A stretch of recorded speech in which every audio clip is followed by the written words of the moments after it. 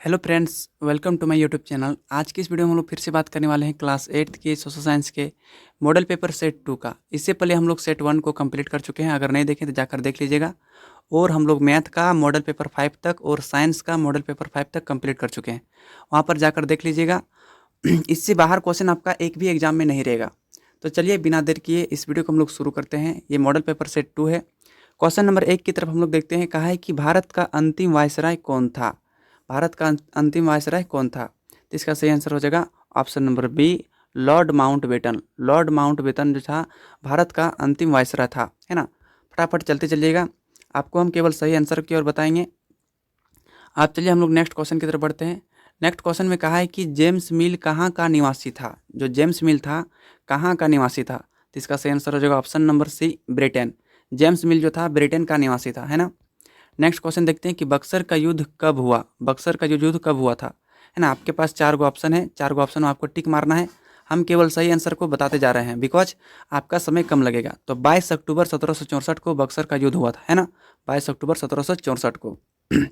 Next है कि company को बंगाल की दीवानी मुगल बादशाह से कब प्राप्त हुई? कंपनी को बंगाल की दीवानी मुगल बादशाह से कब प्राप्त हुई? तो इसका सही आंसर हो जाएगा ऑप्शन नंबर 12 अगस्त 1765 को बंगाल की दीवानी मुगल बादशाह से क्या हुआ? प्राप्त हुआ था ना। ऑप्शन नंबर ए आपका करेक्ट आंसर हो जाएगा।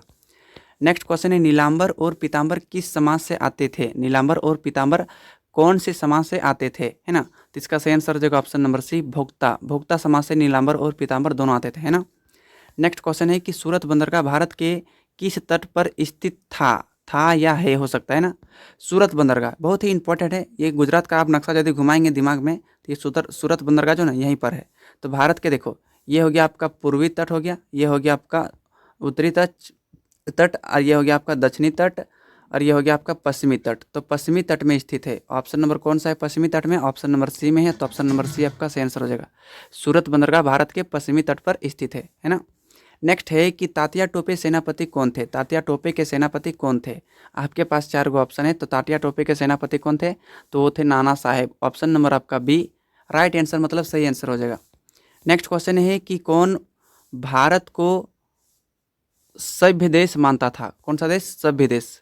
भारत को सभ्य देश मानता था। यहाँ पर क्या लिखा था? सभ्य। तो कौन भारत को सभ्य देश मानता था?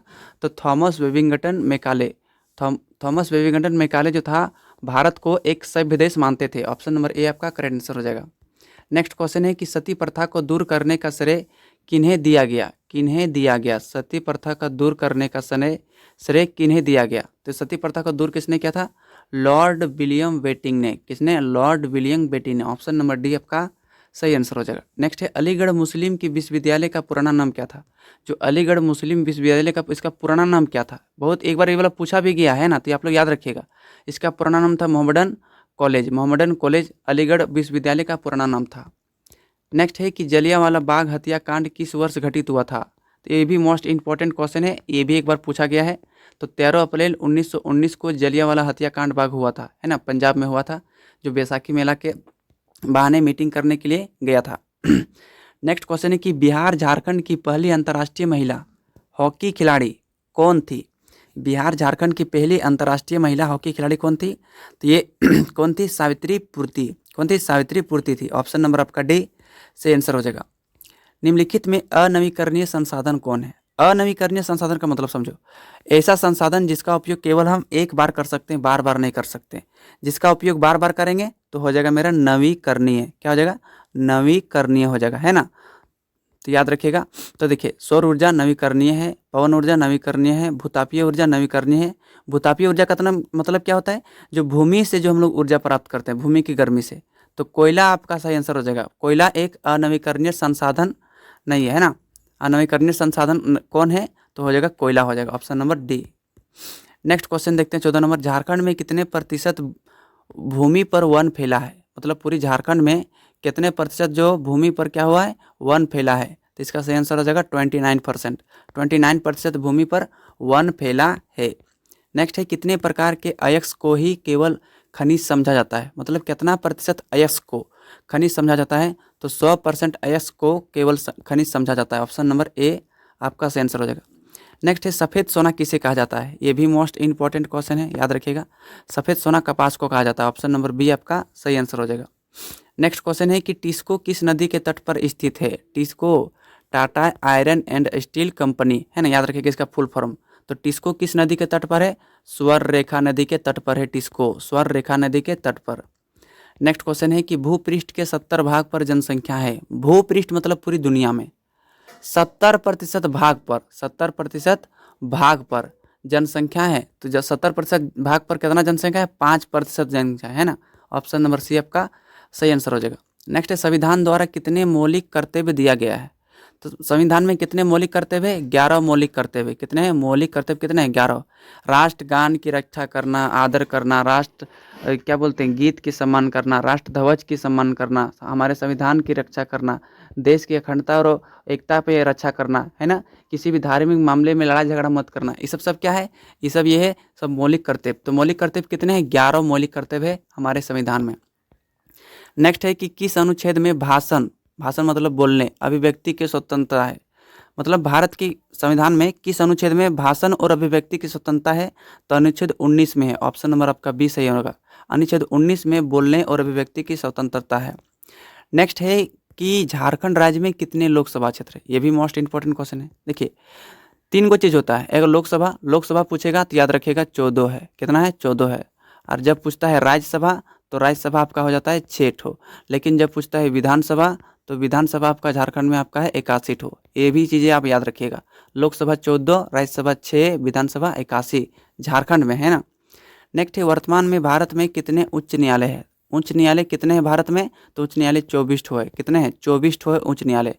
नेक्स्ट क्वेश्चन देखते हैं, अस्प्रियता का अर्थ है, अस्प्रियता का अर्थ क्या होता है। अस्प्रियता का अर्थ होता है जो छूने योग्य नहीं है, उसे क्या बोलते हैं अस्प्रियता। जैसे बड़े बड़े जात के लोग क्या करते हैं, छोटे जात से क्या करते हैं अस्प्रियता रखते हैं, मतलब छूने योग्य इन लोग को नहीं समझते हैं। नेक्स्ट है कि स्वच्छ भारत अभियान की शुरुआत कब हुई थी। स्वच्छ भारत है ना, एक कदम स्वच्छता की ओर कहते हैं ना, इसका शुरुआत कब हुआ था, आपको पता है कि गांधी जी का जयंती 2 अक्टूबर को मनाया जाता है। इसका मतलब 2 अक्टूबर 2014 को स्वच्छ भारत अभियान शुरू हुआ था। नेक्स्ट क्वेश्चन, अंतर्राष्ट्रीय नशा विरोधी दिवस कब मनाया जाता है। अंतर्राष्ट्रीय नशा विरोधी मतलब समझ रहे हैं, नशा के खिलाफ विरोध, ये दिवस कब मनाया जाता है, तो याद रखिएगा 26 जून को मनाया जाता है अंतर्राष्ट्रीय नशा दिवस है ना। नेक्स्ट क्वेश्चन देखते हैं, इनमें से कौन जनसंख्या परिवर्तन का कारण नहीं है।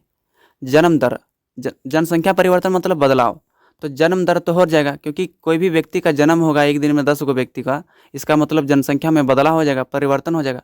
अगर कोई व्यक्ति मरेगा भी उससे भी परिवर्तन हो जाएगा। प्रवास करेगा मतलब एक जगह से दूसरे जगह जाएगा, इससे भी जनसंख्या परिवर्तन हो जाएगा। लेकिन रोजगार तो अपने गांव घर में ही कर सकता है ना, इससे क्या होता है जनसंख्या का प्रवास नहीं होता है।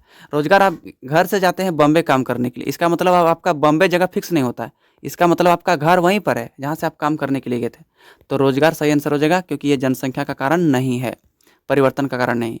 नेक्स्ट है झरिया किसके उत्पादन के लिए प्रसिद्ध है। तो आपको पता होगा झरिया कोयला उत्पादन के लिए प्रसिद्ध है ना। अभ्रक तो गिरिडीह कोडरमा आपको है ना। नेक्स्ट है विश्व की कितनी प्रतिशत भूमि कृषि योग्य है। पूरी दुनिया में कितना प्रतिशत भूमि जो है कृषि योग्य है, तो सही आंसर हो जाएगा ऑप्शन नंबर बी, 11% भूमि योग्य है कृषि योग्य पूरा दुनिया में। नेक्स्ट क्वेश्चन है हॉकी को आयरलैंड में किस नाम से पुकारा जाता है। तो हॉकी को आयरलैंड में हर्ली नाम से पुकारा जाता है। हर्ली यहाँ पर गलत लिखा गया है, हर्ली नाम से पुकारा जाता है ना, तो ऑप्शन नंबर आपका सी सही आंसर हो जाएगा, हर्ली नाम से पुकारा जाता है। आज का लास्ट क्वेश्चन है दोस्तों, झारखंड में सिपाही विद्रोह की शुरुआत कब हुआ था। देखिए सिपाही विद्रोह जब हुआ था ना 1857 में हुआ था,